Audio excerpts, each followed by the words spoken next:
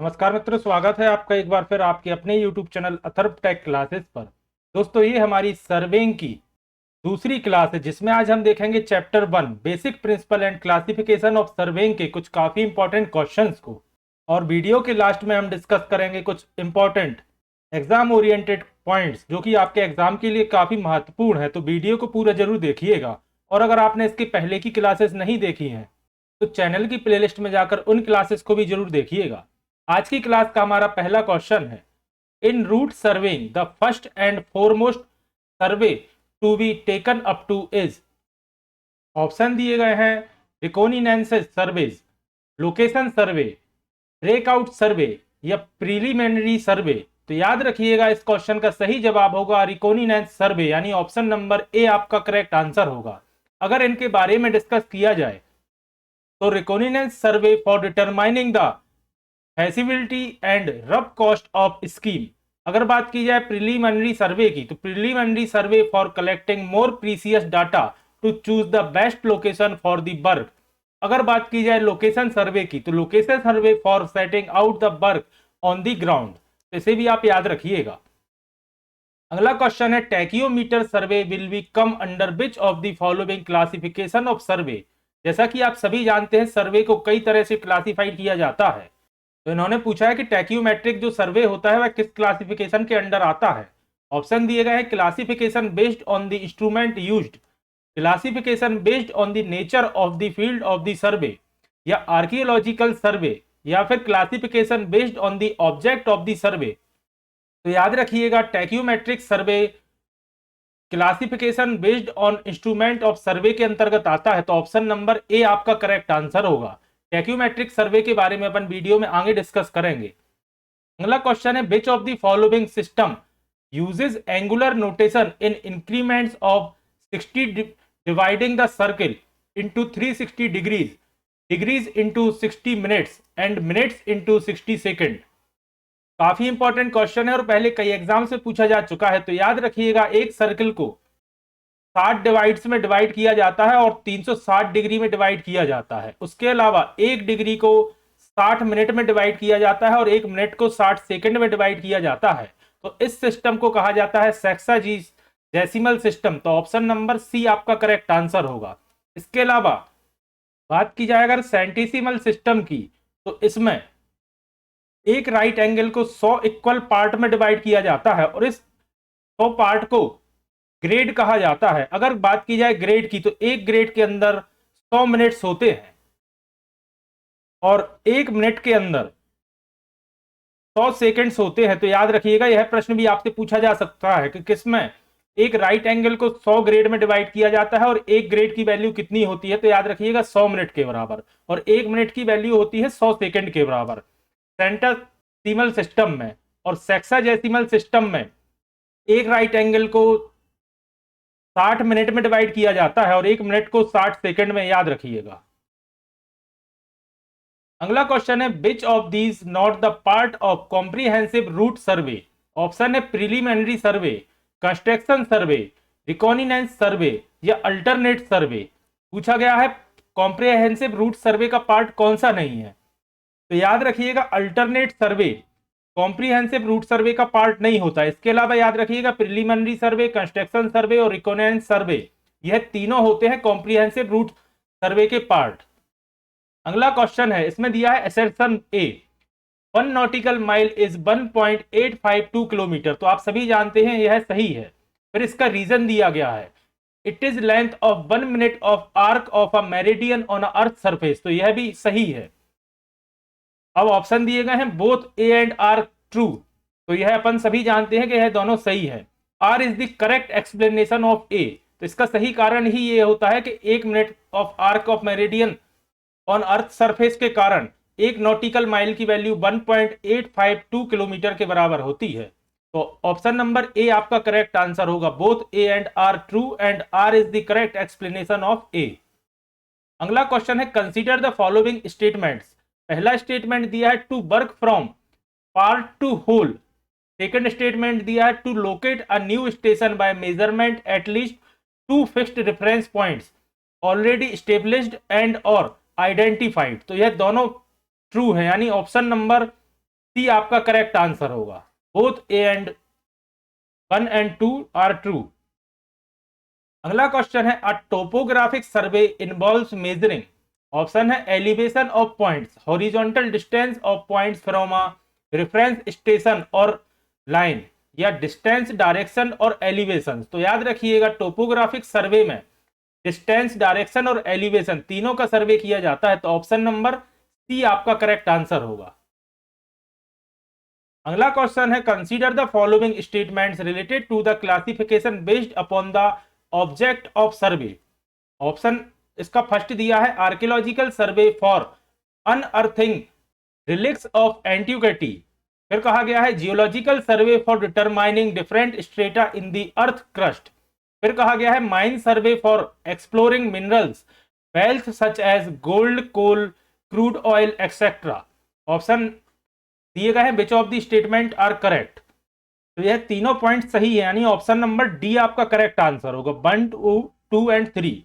याद रखिएगा अगर बात की जाए ऑब्जेक्ट ऑफ सर्वे की, तो इसमें आते हैं engineering survey, military survey, archaeological survey, geological survey, mine survey, यह सभी आते हैं ऑब्जेक्ट क्लासिफिकेशन ऑफ सर्वे में। मतलब जो ऑब्जेक्ट के ओरिएंटेड क्लासिफिकेशन होता है सर्वे में, उसके अंतर्गत आते हैं। और इंस्ट्रूमेंट में आप सभी जानते हैं कि सभी इंस्ट्रूमेंट्स के बारे में क्लासिफाई किया जाता है कि किस तरह के इंस्ट्रूमेंट से सर्वे किया जा रहा है। अगला क्वेश्चन है, what is the scale of settlement maps used in detailed सर्वे।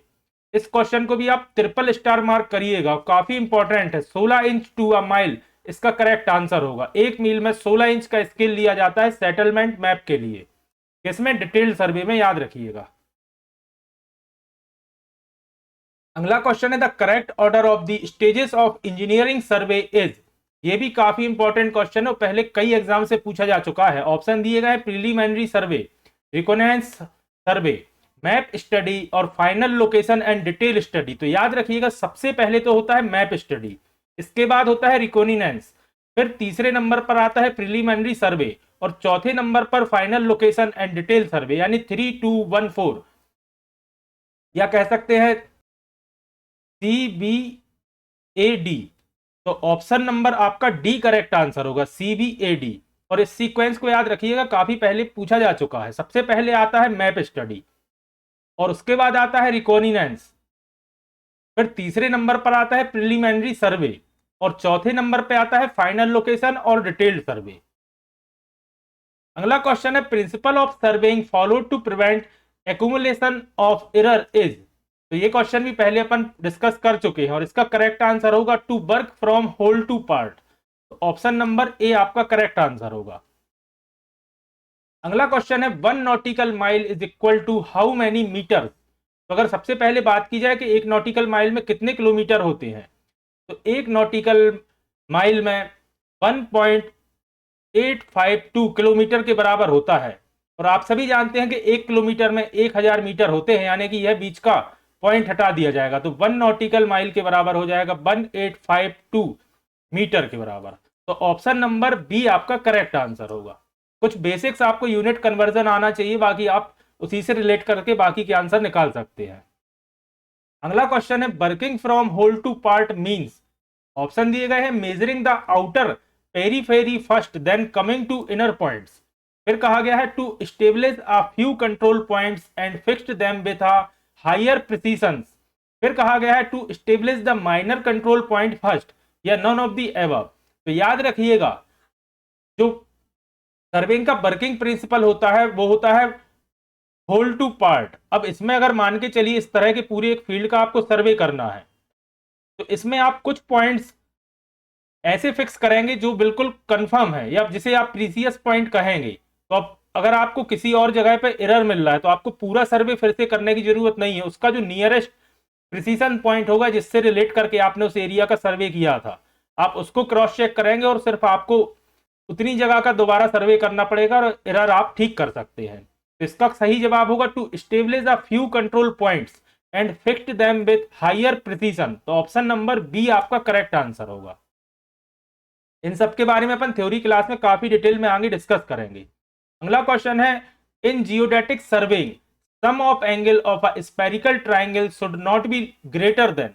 तो याद रखिएगा, अगर जियोडेटिक सर्वे की बात की जाए तो इसमें मिनिमम एंगल 120 डिग्री का होगा और मैक्सिमम होगा 540 डिग्री का, या अपन ये कह सकते हैं कि 120 डिग्री से 540 डिग्री के बीच में लाई करता है जियोडेटिक सर्वे में स्फेरिकल ट्राइंगल। स्फेरिकल ट्राइंगल होता है कुछ इस तरह से, याद रखिएगा। ये बीच वाला आपका प्लेन ट्राइंगल हो गया और ये हो गया स्फेरिकल ट्राइंगल। तो इसकी रेंज होगी 120 डिग्री से 540 डिग्री। तो इसमें इन्होंने पूछा है should not be greater than, तो should not be greater than 540 degree, तो ऑप्शन नंबर डी आपका करेक्ट आंसर होगा। और अगर बात की जाए प्लेन सर्वे में, तो इसमें जो ट्राइंगल होगा should not be less than 180 degree. आप सभी जानते हैं किसी भी जो प्लेन ट्राइंगल रहेगा उसमें 180 डिग्री से ज्यादा एंगल नहीं हो सकता। तो इन दोनों को आपको याद रखना है। अगला क्वेश्चन है 200 square metre is equal to, option है 2000 स्क्वायर यार्ड। तो यार्ड में इन्होंने पूछा है कि 200 स्क्वायर मीटर के बराबर कितना यार्ड होगा। तो याद रखिएगा, सबसे पहले तो 1 स्क्वायर मीटर बराबर 1.195 स्क्वायर यार्ड के बराबर होता है। 1 मीटर में 1.195 स्क्वायर यार्ड के बराबर होता है। अब इन्होंने पूछा है 200 का, तो 200 इंटू 1.195 स्क्वायर यार्ड का कर देंगे, तो ये आ जाएगा 239.198, या जिसे आप राउंड फिगर में 240 कह सकते हैं। 240 स्क्वायर यार्ड होगा 200 स्क्वायर मीटर में, तो 240 स्क्वायर यार्ड यानी ऑप्शन नंबर सी आपका करेक्ट आंसर होगा। बस इसको याद रखिएगा कि 1 स्क्वायर मीटर में 1.195 स्क्वायर यार्ड होता है। अगला क्वेश्चन है the name of the type of survey in which the mean square of the earth is considered as a plane and the spheroidal shape of earth is neglected. यानी direct इन्होंने कहा है कि अर्थ का कर्वेचर निगलेक्ट किस में करेंगे, और जो भी उसका स्क्वायर मीन होगा अर्थ का उसे प्लेन कंसीडर करेंगे। तो आप सभी जानते हैं इसे प्लेन सर्वे कहा जाता है। तो ऑप्शन नंबर बी आपका करेक्ट आंसर होगा, प्लेन सर्वेइंग। इसमें आप अर्थ के जो कर्वेचर रहता है अर्थ का उसको प्लेन कंसीडर करते हैं या स्ट्रेट कंसीडर करते हैं। और इसकी रेंज भी याद रखिएगा 250 स्क्वायर किलोमीटर होती है। कई जगह आपको 260 भी देखने को मिल सकता है, बाकी मोस्टली बुक में आपको 250 ही देखने को मिलेगा, 250 स्क्वायर किलोमीटर। अगला क्वेश्चन है which of the following survey is carried out to locate the premises streets water supply and sanitary system. तो कौन सा सर्वे है जिसमें आप लोकेट करते हैं प्रीमिसेस को, स्ट्रीट्स को, वाटर सप्लाई को या सैनिटरी को। तो ये सभी करते हैं अपन सिटी सर्वे में, यानी कि ऑप्शन नंबर ए आपका करेक्ट आंसर होगा। अगला क्वेश्चन है as per coal mine regulation 2017 which of the following plans are required to kept. कौन सा प्लान इसमें रिक्वायर्ड होना जरूरी है कोल माइन रेगुलेशन 2017 के अकॉर्डिंग। तो इसमें एक तो सरफेस प्लान काफी इंपॉर्टेंट है, जियोलॉजिकल प्लान भी काफी इंपॉर्टेंट है। इसके अलावा याद रखिएगा वाटर डेंजर प्लान भी इसमें काफी इंपॉर्टेंट होता है। लेकिन माइन क्लोजर प्लान जरूरी होता है, लेकिन इस रेगुलेशन 2017 के अकॉर्डिंग नहीं होता है, यानी कि आपको साइट पेस की जरूरत पड़ती है, लेकिन कोल माइन रेगुलेशन 2017 के अकॉर्डिंग ये कंपलसरी नहीं है। तो 1, 2 और 3 आपका करेक्ट आंसर होगा। तो ऑप्शन नंबर ए आपका करेक्ट आंसर है, 1, 2 एंड 3। अगला क्वेश्चन है polar axis of the earth is about. इसको आपको डायरेक्ट याद रखना पड़ेगा। जो पोलर एक्सिस होता है अर्थ का वो होता है 1,27,13,800, जो एग्जैक्ट फिगर है, इसे आपको याद रखना है। अब इन्होंने इससे जो नियरेस्ट ऑप्शन दिया है वह दिया है 1,27,13,168, यानी लगभग वही है। तो ऑप्शन नंबर ए आपका करेक्ट आंसर होगा। इसके अलावा अगर अपन बात करें इक्विलेटरल एक्सिस ऑफ अर्थ की, तो ये होती है 1,27,56,750 मीटर। इसमें अगर आप डिफरेंस देख सकते हैं तो इक्विलेटरल एक्सिस बड़ी होती है पोलर एक्सिस से, और इनके बीच में लगभग 4,250 मीटर का लगभग अंतर होता है, या कह सकते हैं 4.25 मीटर का इसमें किलोमीटर का इसमें अंतर होता है। इक्विलेटरल एक्सिस बड़ी होती है और पोलर एक्सिस छोटी होती है, और इसी कारण से जो अर्थ का शेप है उसे ऑब्लिट स्फेरॉइड कहा जाता है, क्योंकि इसमें एक एक्सिस की लंबाई ज्यादा है, दूसरी एकदम इतना एग्जैक्ट तो नहीं रहता है, इस तरह से रहेगा। इसमें एक एक्सिस की लंबाई ज्यादा है दूसरे की कम है। और इन दोनों की वैल्यूज याद रखिएगा। 1,27,13,800 मीटर होती है पोलर एक्सिस और 1,27,56,750 मीटर होती है इक्विलेटरल एक्सिस। आइए अब देख लेते हैं कुछ एग्जाम ओरिएंटेड पॉइंट्स। पहला पॉइंट है the establishment of survey of India, ये हुआ था 1767 में। फिर है subject to surveying is related to geography, astronomy and geomorphology, तो इसे भी आप याद रखिएगा। फिर है the object of surveying is to produce a map, ये भी डायरेक्ट पूछा जाता है कि सर्वेइंग का मेन ऑब्जेक्ट क्या है। फिर है in surveying the measurement are taken in horizontal plane. फिर कहा गया है closely represent the shape of the earth is oblate spheroid of revolution, तो इसे भी आपको याद रखना है, ये अर्थ का शेप है। फिर कहा गया है the tilt displacement in an aerial photograph is radius from nadir point, तो इसे भी आपको याद रखना है, डायरेक्ट पूछा जाता है किस पॉइंट से लिया जाता है, तो वो पॉइंट का नाम है नादिर पॉइंट।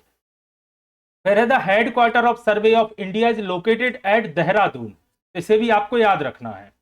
फिर एक क्वेश्चन पूछा जाता है जीटीएस का फुल फॉर्म, तो the full form of GTS is great trigonometrically survey, तो इसे भी आपको याद रखना है। फिर पॉइंट है for preparing nautical chart for navigation the survey usually done is known as hydrographic survey, तो ये क्वेश्चन इस तरह से पूछा जाता है कि नॉटिकल चार्ट जो बनाया जाता है नेविगेशन के लिए वह किस सर्वे के अंतर्गत आता है, तो वो हाइड्रोग्राफिक सर्वे के अंतर्गत आता है, याद रखिएगा। फिर अगला क्वेश्चन है stabilising mean sea level and observation of tide usually form a part of hydrographic survey, तो ये भी हाइड्रोग्राफिक सर्वे में ही किया जाता है। फिर है a survey which is observation of the heavenly bodies such as sun और any other fixed star is done is known as, तो इसे आप सभी जानते हैं एस्ट्रोनॉमिकल सर्वे कहा जाता है, या थोड़ी सी मिसप्रिंग है, एस्ट्रोनॉमिकल सर्वे कहा जाता है। फिर है area limit for a survey to be called plane is 250 square kilometre, अगर 250 स्क्वायर किलोमीटर या इससे कम है तो उस सर्वे के एरिया, उस सर्वे को कहा जाएगा प्लेन, और अगर एरिया इससे ज्यादा है तो उसे कहा जाएगा जियोडेटिक सर्वे, इसे भी आप याद रखिएगा। फिर है geodetic survey of India is done using triangulation, तो ये भी क्वेश्चन पूछा जाता है कि किस प्रोसेस से इंडिया का जियोडेटिक सर्वे किया जाता है, तो इसका नाम है ट्राइंगुलेशन। तो आज की क्लास में यही समाप्त करता हूं, आशा करता हूं आज की क्लास आपके लिए पसंद आई होगी। अगर आज की क्लास आपको पसंद आई है तो वीडियो को लाइक करें और कमेंट करके जरूर बताएं, और अगर अभी तक आपने अथर्व टेक क्लासेस चैनल को सब्सक्राइब नहीं किया है तो चैनल को सब्सक्राइब करें और ज्यादा से ज्यादा लोगों तक शेयर करें। जल्दी ही फिर हाजिर होता हूं मैं अपनी अगली क्लास के साथ। धन्यवाद।